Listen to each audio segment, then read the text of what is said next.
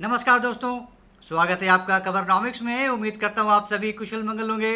अगर आप इस चैनल पर पहली बार आ रहे हैं तो इसे सब्सक्राइब करिए और वीडियो पसंद आए तो लाइक का बटन भी ज़रूर दबाइएगा। कुछ तारीखें ऐसी होती हैं जो हमेशा के लिए अंकित हो जाती हैं। अब चाहे वो आप एज अ पर्सन अपने लिए वो डेट याद रखें या फिर कोई देश वो तारीख अपनी हिस्ट्री में याद रखे, तो कोई ना कोई तारीख हर इंसान के लिए, हर देश के लिए बहुत ज़्यादा इम्पॉर्टेंट होता है। अब इंडिपेंडेंस डे तो खैर, अब वो देश अगर किसी दूसरे देश की गुलामी में है, वो आज़ाद होता है, तो वो देश तो खैर ऐतिहासिक दिन हो ही जाता है। आप सारी ज़िंदगी वो हमेशा अपने लिए बहुत गर्व के साथ उस तारीख को याद रखते हैं और हर साल सेलिब्रेट भी करते हैं अपना इंडिपेंडेंस डे। उसके अलावा भी बहुत सी ऐसी तारीखें होती हैं जो हमेशा के लिए अंकित हो जाती हैं। I mean just in case, मान लीजिए कोई लड़ाई होती है और आपने किसी देश को हरा दिया और वो पर्टिकुलर डे आपने, फॉर एग्जांपल, आपने कोई परमाणु परीक्षण किया और फिर पूरी दुनिया का नज़रिया आपके तरफ बदल जाता है। सारी दुनिया अब तक जिस नज़रिए से आपको देख रही है, उस परमाणु परीक्षण के बाद से वो नज़रिया ही बदल जाता है। आपका देश कहाँ से कहाँ अचानक पहुँच जाता है। I mean you join N elite group of nuclear capable Nations. बहुत बहुत बड़ी उपलब्धि होती है। आप किसी बहुत बड़े संगठन के साथ जुड़ जाते हैं और फिर से आपके लिए एक बहुत बड़ा अचीवमेंट होता है। तो बहुत से समझौते होते हैं जिससे आपकी पूरे देश की आने वाले समय का आपका फ्यूचर बदल जाता है। तो there are so many instances, there are so many occasions जो आप हमेशा के लिए अंकित हो जाता है। आप हमेशा ही उस डेट को याद रखेंगे। वैसी एक तारीख है जो भारत के लिए आने वाले समय के लिए बहुत ज़बरदस्त दिन है और हर हिंदुस्तानी का सीना चौड़ा हो जाता है इस डेट को याद रखने के लिए जब भी वो डेट याद आता है। और वो डेट है 10 मई। जी हाँ, हो सकता है आपको तुरंत से ये याद भी आ जाए 10 मई क्या था। 10 मई वो तारीख है जिस दिन भारत ने फिर से एक नया इतिहास रचा और पूरी दुनिया ने भारत की इस उपलब्धि को देखा, सराहा, और जो देश पसंद नहीं भी करते थे भारत को, वो भी मान गए भारत का लोहा। 10 मई वो तारीख थी जिस दिन भारत ने पाकिस्तान को घुटनों पर ला दिया था। पाकिस्तान पैर पे गिर के सीज फायर का भीख मांगने लगा कि भाई हमें छोड़ दो। वो बात अलग है कि शेखी बगाड़ते हैं वहाँ के अफसर हुक्मरान कि भाई वो तो ट्रंप ने करवा दिया, लेकिन सच्चाई दुनिया जानती है कि 10 मई को नूर खान एयरबेस पे जो स्ट्राइक हुआ ब्रह्मोस का, उसके न्यूक्लियर बेस पे, उसके बाद से पाकिस्तान की हवा निकल गई, औकात में आ गया पाकिस्तान। और 10 मई को गुहार लगाई भाई साहब डीजीएमओ, पाकिस्तान के डीजीएमओ ने इंडिया के डीजीएमओ से कि भाई साहब सीज फायर कर लो, बख्श दो हमें। और फिर भारत मान गया और 10 मई से सीज फायर लागू हो गया, पाकिस्तान बच गया। तो ये 10 मई सिर्फ पाकिस्तान को ही धूल चटाने वाला तारीख नहीं है। भारत ने 10 मई को तीन दुश्मनों को एक साथ ढेर किया था। अब आप बोले पाकिस्तान, लड़ाई तो पाकिस्तान के साथ हुई थी। 3 देश कैसे आ गए? 3 देश ऐसे आए कि पाकिस्तान अकेला नहीं लड़ रहा था। पाकिस्तान के पीछे खड़े थे चीन और टर्की। पाकिस्तान का 80% से ज़्यादा जो हथियार है वो चीन से ही आता है, 81% to be more precise. Turkey ने भी भारी मात्रा में हथियार दिए थे। ड्रोन्स जो भी इस्तेमाल करा था, 90% ऑफ ड्रोन्स टर्की के थे जो पाकिस्तान यूज़ कर रहा था। हालांकि एक भी काम नहीं आया, सारे फुस हो गए, वो अलग बात।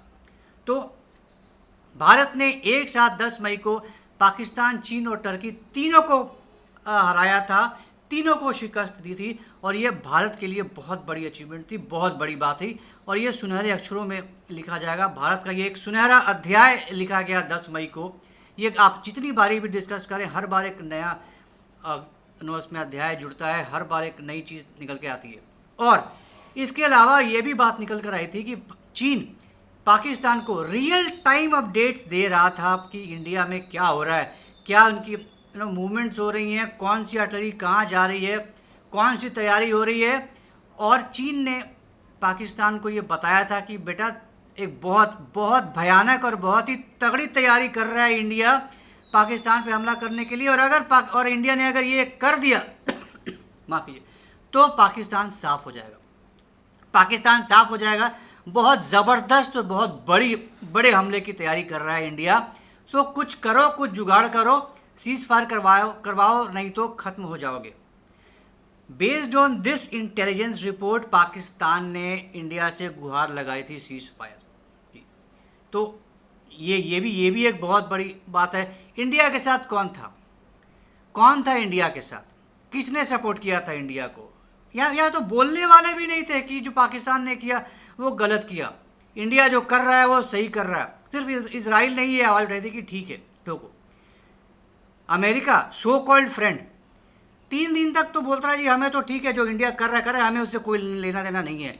लेकिन नूर खान पे जब अटैक हुआ तो चीख निकल गई अमेरिका की भी, अरे नहीं ये नहीं हो रहा, ये ठीक नहीं है, ये रेडिएशन होगा, दिस दैट एंड ऑल। वो इसलिए चीख निकली क्योंकि नूर खान में अमेरिका के ही न्यूक्लियर बॉम्ब्स थे, अमेरिका का ही वहाँ पे सब कुछ दबदबा था, सारा का सारा कंट्रोल अमेरिका के ही पास था। वो जो भी बर्बादी हुई अमेरिकन बॉम्ब्स की हुई थी, इसलिए अमेरिका की चीख निकली, इसलिए अमेरिका कूदा इस लड़ाई में। अदरवाइज 3 दिन तक तो अमेरिका को कोई मतलब नहीं था। जब तक ठिकाने ठुक रहे हैं ठुकने दो, ये टूट रहा है, वो फूट रहा है, ये बर्बाद हो रहा है, होने दो, कोई बात नहीं, वी आर नॉट बॉदर्ड। तो जहाँ अगर हम इंडिया की बात करें तो इंडिया ने अपने दम पर, अपने बलबूते पर 3 देशों को हराया, पाकिस्तान, चाइना और टर्की। पाकिस्तान की तो खैर अपनी कोई औकात ही नहीं थी। चाइनीज़ एयर डिफेंस सिस्टम फुस हो गया, बर्बाद कर दिया। चाइनीज़ ड्रोन्स भी थे, बर्बाद कर दिया। चाइनीज़ मिसाइल्स PL-15E बिना फटे ही गिर गया। पूरा का पूरा साबुत मिसाइल मिल गया इंडिया को, पूरा रिवर्स इंजीनियरिंग के लिए वो बहुत बड़ी उपलब्धि थी इंडिया के लिए, करेक्ट। टर्की ने तो खैर कोई कसर ही नहीं छोड़ी थी, ड्रोन्स पे ड्रोन्स, जो कुछ भी होता था प्लेन में भर कर सप्लाई किया था पाकिस्तान को। तो एक साथ इंडिया ने बिना किसी सपोर्ट के, बिना किसी के हेल्प के, अपने दम पर, अपने ब्रह्मोस से, अपने आकाश से, अपने ड्रोन से पाकिस्तान को तो खैर घुटनों पर ला दिया था, औकात दिखा दी थी पाकिस्तान को। और सिर्फ 4 दिन, मात्र 4 दिन, राइट, काफ़ी थे इंडिया को, पाकिस्तान को उसकी औकात दिखाने के लिए और ये संदेश देने के लिए कि ये तो अभी एक ट्रेलर था बॉस, ऑपरेशन सिंदूर ख़त्म नहीं हुआ है, सीज़ फायर हुआ है लेकिन ऑपरेशन सिंदूर ख़त्म नहीं हुआ है, ये सिर्फ एक पॉज है। और ये आज तक वो लागू है कि ऑपरेशन सिंदूर ख़त्म नहीं हुआ है, अभी सिर्फ रोक लगा है। फिर से तुमने कोई हिमाकत की, फिर से कुछ उंगली किया, फिर से कुछ धमाका किया, इस बार तुम नहीं बचोगे। जो कुछ भी हमने छोड़ दिया था लास्ट टाइम, या यूँ कह लें बच गया था होने से, वो हम इस बार पूरा कर देंगे। इंडियन नेवी पूरी तरह तैयार थी, सिर्फ एक बटन दबाने की देर थी। इंडियन नेवी अगर एक्टिव होती तो पूरा ख़त्म हो चुका होता, कराची पोर्ट पूरा का पूरा समुंदर में समा चुका होता, एक रत्ती भर नहीं बचता। तो ऑर्डर्स नहीं मिले थे, इंडिया ने भी अपने जेट्स खोए थे, ये बात निकल कर बाहर आई थी। CDS ने कबूल किया था पहली बार सिंगापुर में ब्लूमबर्ग के साथ कि हाँ ठीक है गिरे थे, लेकिन ये तो कॉम्बैट है भाई, होता है, लड़ाई में होता है। कौन सा गिरा, कितना गिरे, ये सब उन्होंने कुछ नहीं बताया, लेकिन ठीक है हाँ गिरा था। बाद में इंडोनेशिया में इंडियन नेवी के अटैची जो थे उन्होंने भी कबूल किया, शिव कुमार ने, कि हाँ गिरा था, लेकिन इसलिए नहीं गिरा था कि पाकिस्तान सुपीरियर था या उन्होंने कुछ ऐसा किया जो हम नहीं कर पाए।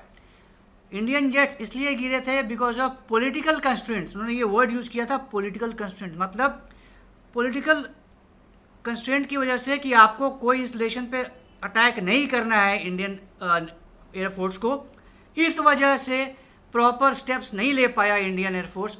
इस वजह से हमारे हमारा एक प्लेन गिरा या हमारे कई प्लेन्स गिरे, ये अभी तक मिस्ट्री है, लेकिन ठीक है गिरने को तो गिरा और ये बात निकल कर आ गई, but not because of the fault of Indian air force. ये भी बहुत बड़ी बात है, करेक्ट। तो ये पॉलिटिकल कंस्ट्रेंट भी बहुत बड़ी बात होती है। अगर नहीं बोला गया होता, कोई कंस्ट्रेंट नहीं दिया गया रहता इंडियन एयरफोर्स को, तो वो लॉस भी नहीं हुआ होता इंडिया को, और जो पाकिस्तान में इतनी बर्बादियाँ हुई थी और भी एक दो चार जो और एयरबेस बचे थे वो भी ख़त्म हो गए होते। तो कोई बात नहीं, पाकिस्तान तो कुत्ते की दुम है, वो तो सीधी होने वाली है नहीं। बहुत बड़े पैमाने पर अब पाकिस्तान तैयारी कर रहा है और भी ज़्यादा उन्नत हथियार अब इकट्ठा करने में लगा हुआ है, जी जान से लगा हुआ है। पैसे तो आ ही गए हैं, billions and billions of dollars आ ही गए हैं पाकिस्तान के पास। अब पाकिस्तान का एयर चीफ भी गया था अभी अमेरिका को गुहार लगाने के लिए, भैया हमें हथियार दे दो, खरीदने के लिए गया हुआ है। पूरा ताबड़तोड़ तैयारी कर रहा है पाकिस्तान। अब ये इक्विपमेंट, अब वो हथियार, ये हथियार, अब वो सारा बहुत बड़े पैमाने पर I mean weapons of mass destruction अब इकट्ठा करने में लगा हुआ है पाकिस्तान। तो पाकिस्तान रुकने वाला नहीं है। और ऐसा अब हम ये मान लें कि पाकिस्तान ने सबक सीख लिया है और अब ऐसे हिमाकत नहीं करेगा, नहीं, ये भी बात नहीं है। पाकिस्तान सुधरने वाला नहीं है। तो ऑपरेशन 2.0 का मौका आएगा और बहुत जल्दी आएगा। और अगर आ गया तो इस बार मान के चलिए कि इस बार पाकिस्तान साफ, बलूचिस्तान एक नया कंट्री बनकर आ जाएगा। उधर हिंदुस्तान भी लगा हुआ है। तो अब क्या बचेगा पाकिस्तान में? कुत्ते का लीवर बचेगा, किडनी बचेगा, पता नहीं। तो देखने वाली बात होगी कि अब कितना कितना पार्ट में बच जाएगा पाकिस्तान। इंडिया से अलग होकर पाकिस्तान बना, अब पाकिस्तान से अलग होकर और कितने देश बनेंगे, अब ये आने वाला वक्त ही बताएगा। और भी कई सुनहरे दिन निकल कर आ जाएंगे अलग अलग पाकिस्तान के पार्ट्स के, जो नए देश बनकर आएंगे। तो उम्मीद करता हूँ आपको आज की ये जानकारी पसंद आई होगी। आज का ये डिस्कशन अगर पसंद आया तो हमारे इस वीडियो को लाइक करिए, शेयर करिए और हमारे चैनल को सब्सक्राइब जरूर करिए। बेल आइकन भी ज़रूर दबा दीजिएगा। तो जल्दी ही मिलेंगे कैसे नए इंटरेस्टिंग वीडियो के साथ। तब तक के लिए जय हिंद, जय खंड भारत, नमस्कार।